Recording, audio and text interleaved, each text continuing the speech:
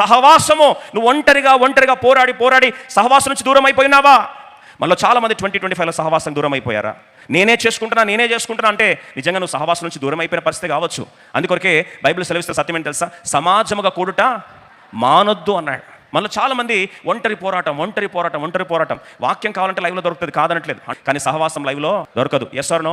చాలాసార్లు మన జీవితంలో ఈ మాటను దేవుడు మాటికి గుర్తు చేస్తుంటే కూడా దేవుని యొక్క ఆ సమయాన్ని ఒకవేళ దొంగలించుంటే, హెబ్రీ రాసిన పత్రిక 10వ అధ్యాయము 24-25 వచనాలు. కొందరు మానుకొనుచున్నట్లుగా సమాజంగా కూడుట మానక ఒకరినొకడు హెచ్చరించుచు ఆ దినము సమీపించడం మీరు చూసిన కొలది మరి ఎక్కువగా అలాగూ చేయొచ్చు, ప్రేమ చూపుటకును సత్కార్యం చేయటకును ఒకరినొకడు పురికొల్పవలని. దినాలు గడిచే కొలది సమాజం కూడా ఏం చేయాలి?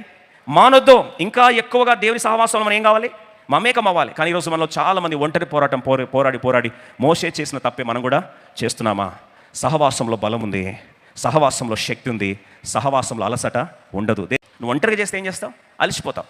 అదే నువ్వు కలిసి చేస్తే, 70 మంది కలిసి చేస్తే అక్కడ అలసట ఉండదు. ఈరోజు ప్రియ సోదరి అలసిపోయి ఉన్నావా?